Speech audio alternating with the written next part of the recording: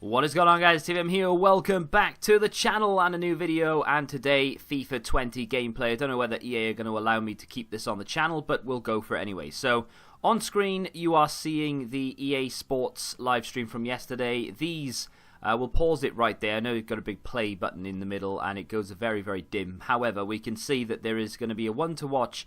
Pepe, Haller, Joelinton and Wan-Bissaka. I wonder if there was any specific reason behind choosing 4 Premier League ones to watches to show us, as opposed to some of the other transfers that have happened around Europe.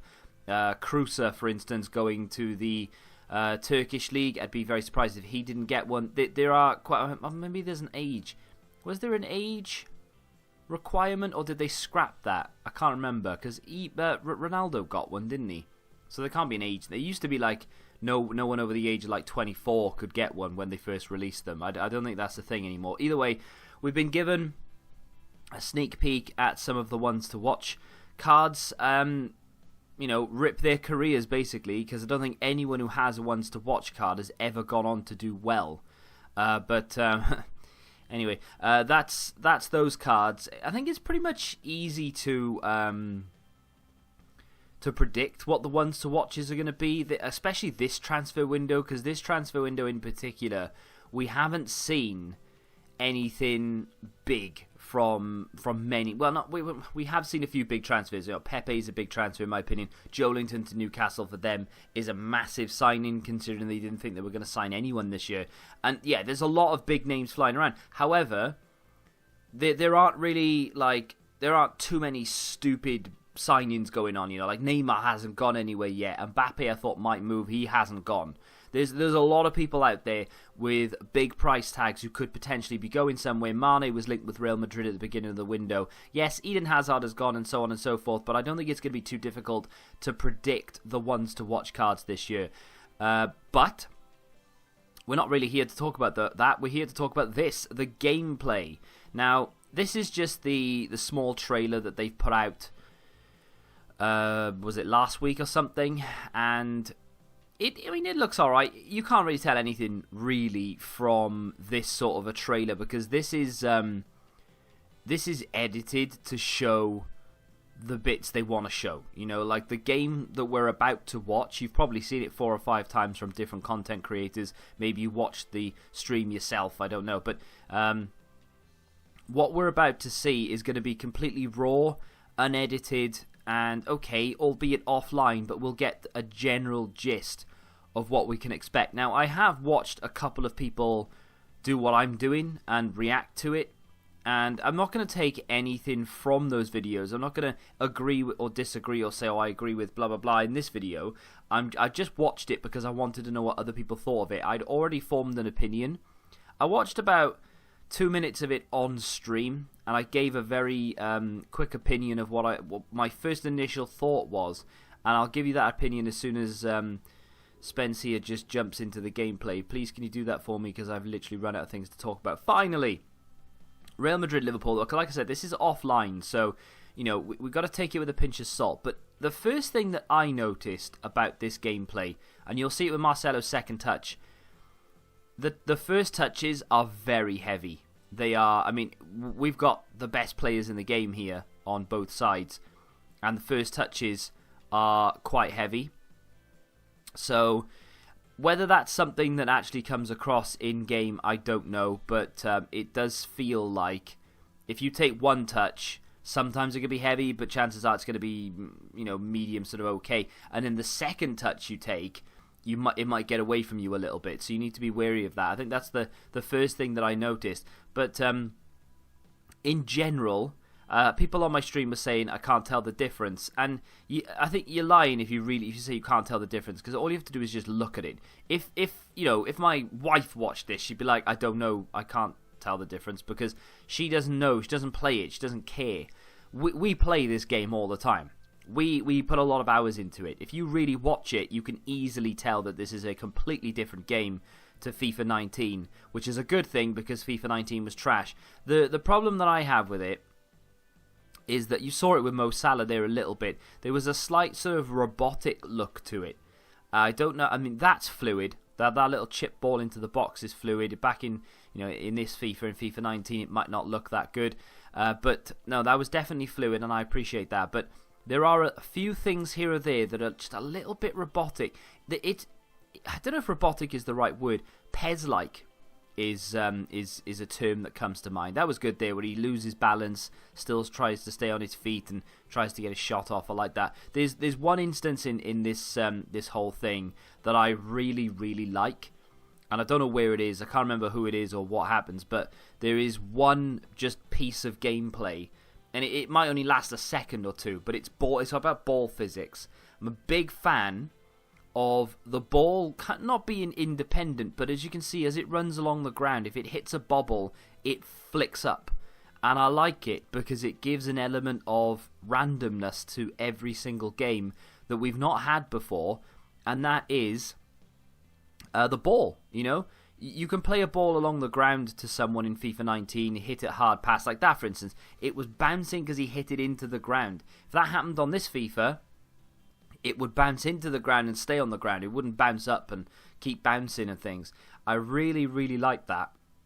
As I said, it gives an element of randomness, and a lot of people may complain about it. That was a little bit annoying because it didn't...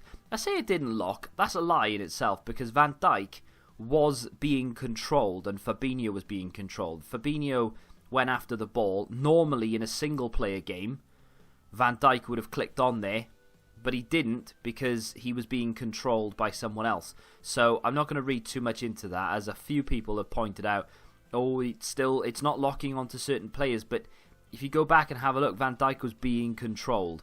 So I don't know how much you can really read into it, but yeah, I think people may complain about the ball physics and how random it is, but I like it. I think it's good. Like a low cross gets delivered into the box, and the ball bobbles just before you kick it, and you end up spooning it wide or slapping it over or something. People are going to start complaining because they're not going to look at it properly, and then they're going to moan that the ball is bouncing up and stuff. But I mean, that's realistic. This here was stupid. He should have let it bounce or brought it down or something. Origi's got a great first touch. I don't know if he has got it in FIFA, but in real life he does. That goal he scored in pre-season was insane. But if you don't know what I'm talking about, then we'll just move on. So things that I'm obviously looking forward to, that ball physics there, you could just see it bouncing along the ground. But tackling, for me at least, it looks like it's fixed.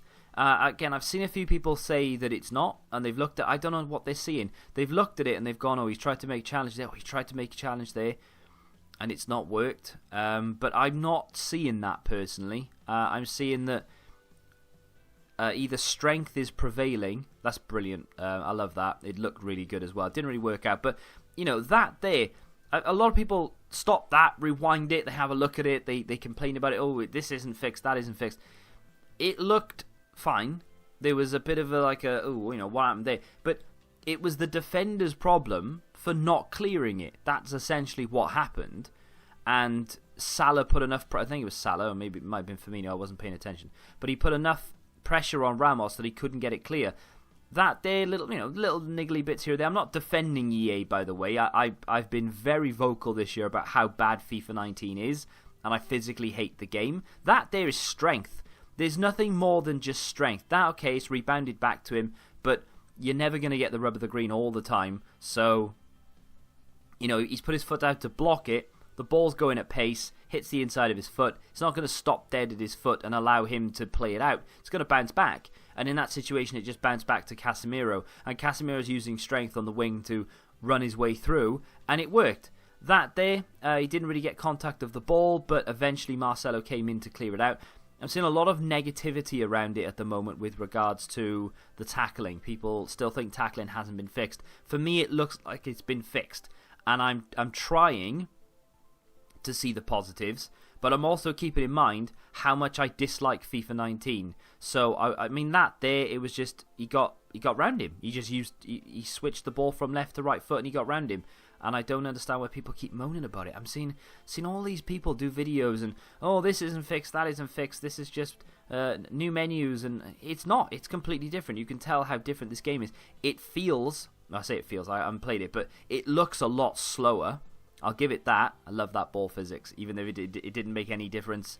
It didn't change the way that the the pass still would have been lost. The defender still would have cut it out regardless, but it just looked a lot better. That there, just a little bobble, it adds an awful lot, and people are going to underestimate that a lot in the early days. That's good as well. In FIFA 19, that ball would have just been planted straight onto the striker's foot. There was an element of risk and reward in that cross. That's a great challenge. Love a bit of that. He got up a little bit too quick for me. Looked a little bit like surprise mechanics all over again. But either way, that's a good challenge. I like it. I genuinely do really like the look of this, and it's a shame that there weren't any goals in this, passage of gameplay. I would love to have seen some, how the goalkeepers react to shots, and how the striker's body sort of opens up if it's a finesse. Even the small things like how the net reacts to the ball hitting the back of it and things. It would have been nice to see that sort of stuff, but unfortunately, we didn't get to see a goal in this entire thing. So if you haven't seen it and you are waiting for a goal, unfortunately, you are going to be disappointed. But so far, I'll tell you what, I'm a lot more excited now than I was this time yesterday before watching this, because I'm burnt out of FIFA 19 to the point where I genuinely don't even want to turn the game on anymore. However, that is something that, okay, a couple of people pick up on, but if you're watching it, you might not think anything of it. This FIFA, when you have a fast player up against a slow player, doesn't make a difference. It's an equal foot race. This FIFA, you've got someone who's quicker, he's going to beat the slower defender. And that's just the way that I've seen it. Van Dijk was getting skinned there by whomever Real Madrid have up front. Didn't see who it was, but he was getting rinsed. The ground that striker caught up, because Van Dijk just isn't a fast player, was insane. So, yeah, that was very, very nice. And hopefully that comes across with someone in possession as well. Because my concern is that that's only for off-ball situations. If, say, for instance, who's quick on their team? If Hazard has got the ball up against Van Dijk and he tries to run past him, is it just going to be a case of shoulder to shoulder and they're locked into a battle and that's it? You're not going to see any more. We'll have to wait and see. Player ratings, ignore them. I know a lot of people have already. People are stupid, right? But I've seen comment sections of people who've made videos about this, and they're like, "What? Van Dijk's 85, mate. It's like the earliest build of the game you'll ever see. Just ignore the ratings. They're not proper. They are literally just taken from FIFA 19's first before the upgrade sort of thing, or the update. Sorry, just ignore them. They're not to be paid attention to. This here, good strength from Origi, and it's good to see that strength is a thing as well. I know in this iteration of FIFA, strength is the be all and end all, but I've even noticed that the defender has the upper hand when it comes to strength. So even if like someone has lower strength but is 6'4" up against a striker who's 6'2" with higher strength, doesn't matter. The height will prevail, and it didn't look like that was the case there with Divock Origi, who was up against 2 or 3 players who were actually taller than him. Bale had a little bit of a skill move situation out there on the right hand side where he tried 2 heel to heels. The second heel to heel got away from him, so it's not like you can't chain skill moves. It's just again, risk versus reward is probably going to be a little bit too much for you to even sort of want to do. We've gone bad, went back too far. Then we're now going to watch the finals, apparently. Let me just skip back here just to be able to talk over this just for 2 seconds before we end the video.